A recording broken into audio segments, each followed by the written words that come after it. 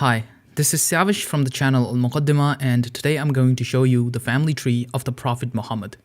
I'll be using Matt's Asian royal family tree chart, which can be purchased as a poster from his website usefulcharts.com. This video is actually the first in a two-part collaboration between Useful Charts and Al-Muqaddimah. In this video, I'll be explaining the family tree of the Prophet himself and his connection to his immediate successors. In part 2, which can be found on my channel, I'll be tracing the family tree of the Umayyad and Abbasid dynasties, which were the two main caliphates during the early Islamic period.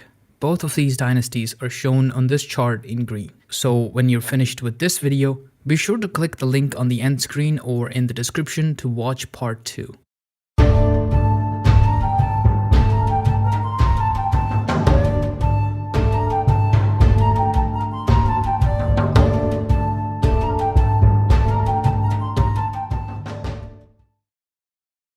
The Prophet Muhammad was born in Mecca around the year 570 CE. We don't know his exact birth year, but it is generally agreed that he died in the year 632 CE around the age of 60. You'll note that this chart does not show a picture of him, but instead shows his name artistically drawn using calligraphy. This is because Muslims consider it inappropriate to depict the Prophet in a visual way. This sometimes applies to all sentient beings as well, which is why Islamic art tends to be more decorative than figurative. Muhammad belonged to a clan known as the Banu Hashim, which in turn was part of an Arab tribe known as the Quraysh. This chart starts with Muhammad's great-great-grandfather Abdul Manaf, but if we were to go back another 7 generations, we would find that he descends from a man named Fihr ibn Malik, who was the progenitor of the Quraysh tribe. If we were to go back further, we would see that the Quraysh traditionally descend from a man named Adnan. The Adnanites were not original Arabs, but were rather Arabized in the 6th century BCE, when the Neo-Babylonians destroyed their former kingdom, pushing them south into the Arabian Peninsula. The Adnanite Arabs are sometimes distinguished from the more southern Qahtanite Arabs, who are considered to be the purer Arabs. According to tradition, the Adnanite Arabs were descendants of Ishmael, the firstborn son of Abraham, whereas the Jews were descendants of Isaac, Abraham's second-born. This is why both Judaism and Islam, as well as Christianity, are considered Abrahamic religions. Ishmael's mother was an Egyptian named Hajar, whereas Isaac's mother was Sarah. Sarah, like Abraham, was originally from Mesopotamia. But like I say, these links are based on tradition, not on historical records. Okay, let's get back to the Prophet himself. I should point out that most mainstream historians, including secular ones, do consider the Prophet Muhammad to be a historical figure. Now, as to whether or not the angel Gabriel dictated the words of the Quran to him, that is something that is solely based on faith and on religious tradition. According to Islam, that started to happen in the year 609 CE, when Muhammad was praying alone in a cave near Mecca, and it continued for the rest of his life. But in this video, we are mostly concerned with his family tree, so let's return to that. Muhammad's first wife was named Khadija.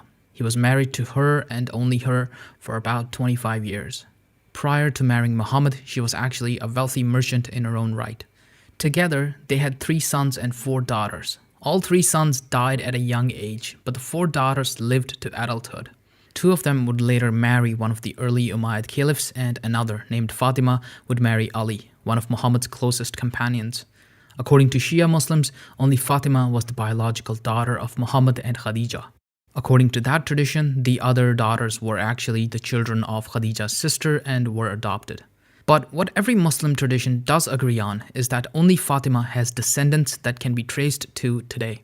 Together with Ali, she had 2 main sons, Hassan and Hussein. Muslims today who claim descent from the Prophet are known as the Sayyids. Jordanian royal house of Hashim claims to be descendants from the Prophet through Hassan.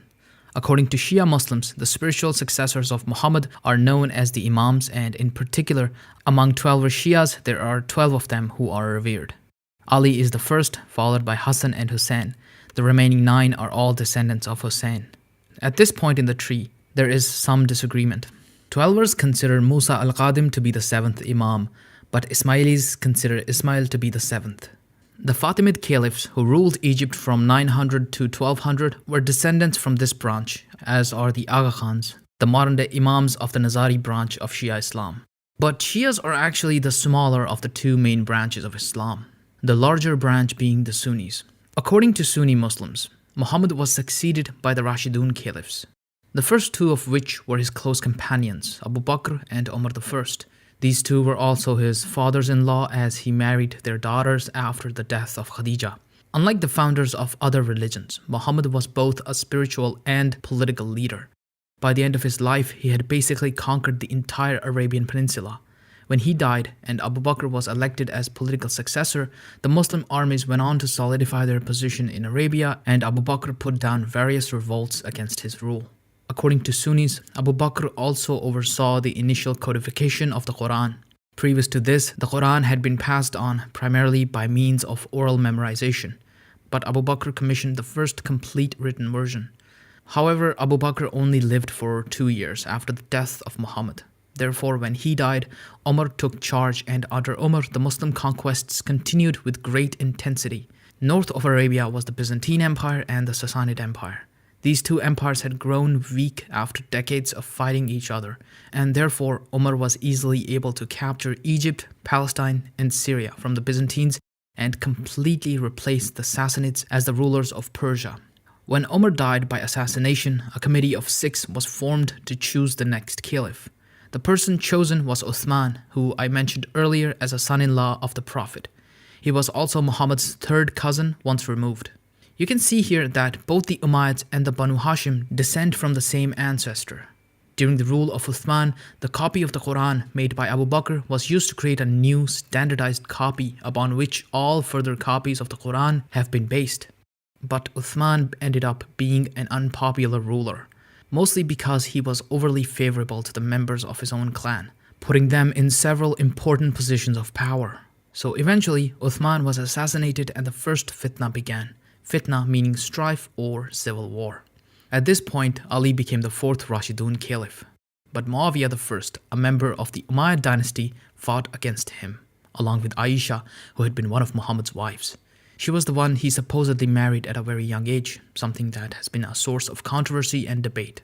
Ali eventually was assassinated, and his heir, Hassan, reached a deal with the Umayyads to recognize Muawiyah as caliph. This led to the birth of the Umayyad Caliphate, in which the title of caliph stayed within the Umayyad family for the next 90 years. Then in 750, after another civil war, the title of caliph passed to a new family, the Abbasids, who were descendants of Muhammad's uncle Al-Abbas, and hence members of the Banu Hashim clan. Under the Abbasids, Islam experienced a golden age. So that was a look at the family tree of Prophet Muhammad. If you want to learn more about the Umayyad and Abbasid caliphates, please follow the link in the description or on the screen right now to go directly to part 2. Thank you for watching.